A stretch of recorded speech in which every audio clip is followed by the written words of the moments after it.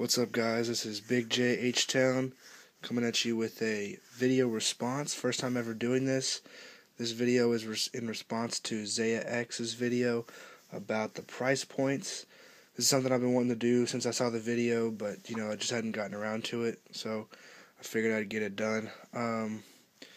The topic came up of the price points because of the Barkley foamposite. I don't really know anything about Barkleys, but I do know a little bit about foamposites. I have this pair of cough drops, and from what I know about foamposites, I think Nike has been getting 200 plus for a while. It's pretty standard foamposite price. And let me tell you, for this shoe, even though this colorway went to outlets, I think 200 is fit. 200, I'd say, is my limit retail on sneakers, I'd say. But this shoe is worth 200. These are worn a lot. They don't show wear. The foamposite material is so durable. Since these don't have the icy sole, they really don't show wear that much at all. Sorry about my voice, guys. I'm a little sick. But I think they're clean. They're comfortable. And see, this foamposite material is really thick. And it actually molds to your foot. Like you hear people talk about foamposites. So if they use like this type of deal on the Barkleys, I'll be pleased. But now this, on the other hand, the Zoom Rookie or the LWP, whatever you want to call it, this shoe, the foamposite material is, it's still going to hold up. It's still really good. But, I mean, it's not thick like these. I don't think it's going to really mold to your foot like you want. This shoe has This shoe has a full length zoom bag. This shoe has a very skinny zoom bag in the heel only. This is one of the most uncomfortable shoes. It's so clean, so stylish. They look great on feet, but they're super uncomfortable. There's like nothing between you and the ground. This carbon fiber on the instep, I could actually feel it.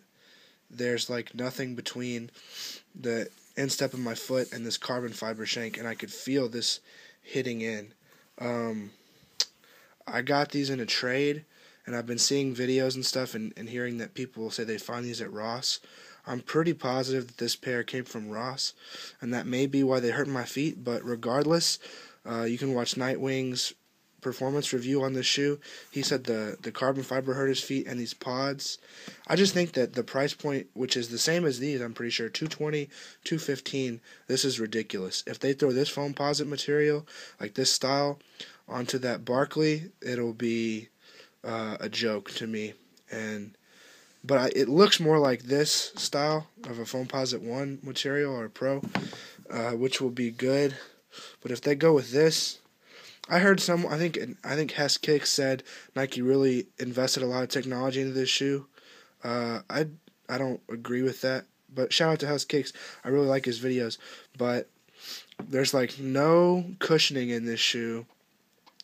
Foamposite's been around for a while, so what did they do? I mean, I don't know. But just to go on the whole price point thing, I think foamposites have been pretty standard, 200, and I think that is, I don't know if I'd say fair, but it's acceptable to me because foamposites are so sturdy and durable and comfortable, and they look good.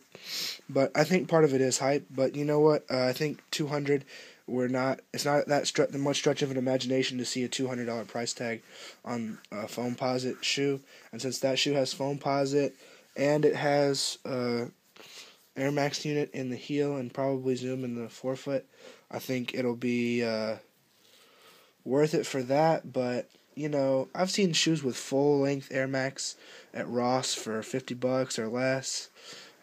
So Nike is not tricking me by any sense of the imagination into thinking that just because a shoe has Air Max that it's worth more, or even the foamposite. I know it's a good technology, but the shoe is not a full foamposite. So, but I think a lot of it's hype, and the whole LeBron series, the Elites. I gotta say, I don't have any LeBron 9s. I don't have any of the LeBron 9 Elites. So correct me if I'm wrong, but from me looking at the shoes personally, the LeBron 9 has a lot more cushioning around the top part. and the Elites is just mesh right here. So they throw on some more carbon fiber, which we see all over these shoes, which cost $25 to $50 less. So what is the added technology to the shoe that all I saw was a lot more carbon fiber, which I'm sorry, that just doesn't justify the price hike in my opinion. They put them in a nicer box and threw some supposed nicer materials, but people didn't fall for it, man. I think having more padding on the top and all that stuff is a lot better, and I think the shoe looked better with all that. The whole window, like Jordan 7 thing here, just didn't work for me. I know Zaya mentioned that, and that's what I was thinking the whole time. How can a shoe with less material, so obviously less material, be an elite? I don't understand that. I know they supposedly use better materials, but I don't buy it. I know I really haven't seen them, so I'm just kind of talking, but I think a lot of people would agree with me. I don't think I'm just making stuff up. So to sum it up, I think that Zaya is right, and he made a lot of really good points. But I think the whole foamposite, I think we should have expected. I mean, a shoe around 220. I think 235. They're just slowly pushing it. They're going to see what they can get. But I don't think a shoe 200 plus was a surprise. I haven't researched this at all, but I have a feeling that they end certain shoes like in certain numbers for the price. Like maybe the Barkleys are 135. I'm not really sure. And foamposites are always 200, so they wanted to do 235. I don't know if that's true or I'm just making stuff up now, but the price tag really did not surprise me because it's a foamposite. And like I said, they're so durable. You have to really get up close to see that these are pretty beat up. But foamposite, I think, is definitely one of the more expensive shoes that I actually support. I am so cheap, you guys don't even know. I cop SBs for the low because SBs have great quality and they're cheap. And this is the most I've spent probably, well, on a more recent shoe.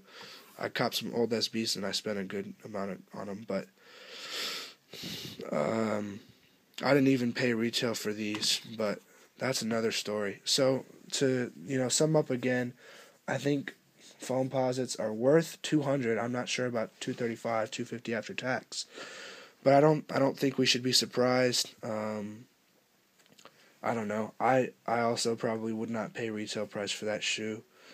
Like I said, if they go with this, it could be worth it. If they go with something like this, definitely not worth it. I can't wear these. It hurts my foot, and I actually sprained my ankle somehow wearing these.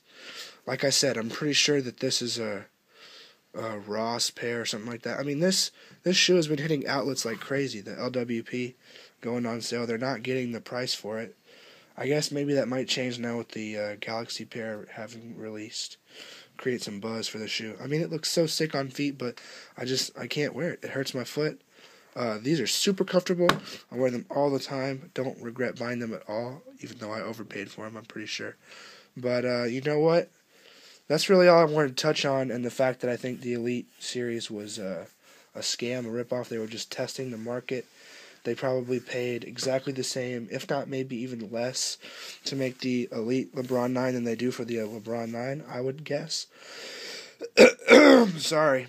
And so I think they were just testing the waters. Can we get $250 for a shoe that's not necessarily worth it? So I think they're just going to slowly keep upping it if we keep paying it. But shout out to me. I haven't paid over $140 retail for a shoe ever. I bought those Levi Dunk Lows for $140 and then tax. And they upcharge. That's another thing I wanted to touch on. That's probably another video. The whole SB shops upcharging. I know why they have to do it, but it's just not cool, man. That's a whole other issue. But they have to move. They have to get money. They have to move product. But that's another issue, the whole SBs getting overcharged on. But that's the shop. That's not really Nike and the whole price point issue. So I think that Nike is doing I've had the same opinion as Zaya for a while, that they're just upping the price to see what they can get. But I don't think that the foamposite Barkley is a good representation of that. I think the LeBron 9 Elite was a very good representation of that, and that's pretty much all I have to say. I've been thinking about that for a long time, ever since the Elites dropped. But yeah, they're just going to keep upping the price, guys. And you know what? All these shoes, go onto YouTube and search Mad Mad Cheap Shoes. This guy gets this shoes like this, and stuff after it comes out. You can find ridiculous stuff at Ross. So don't think, oh, I have to go cop this shoe, man. Don't pay over. Set a price in your head and don't pay over it. I know I'm preaching to the choir. Zaya says this all the time. But we can change the game if we really want to. Don't pay over a certain price. That's why I only mess with SBs, because I know I'm going to get good quality for a cheap price. Man, I got the Obsidian and Red Dunks on CCS Black Friday, $43 shipped. That's a great quality. Sure, it's not going to break anybody's neck, but it's going to look good and feel good on my foot, and that's what matters. So that's all. I've ranted long enough. So good look, bad feel, bad price tag, I'd say, on both of them. But you know what? I'm willing to pay for this. Not willing to pay for this. So now I probably destroyed my resale value on these. I really wanted to get rid of them. But who knows? Somebody will buy them who hasn't watched this video. Alright, guys. Thanks for listening. This has been Big J H-Town, signing out.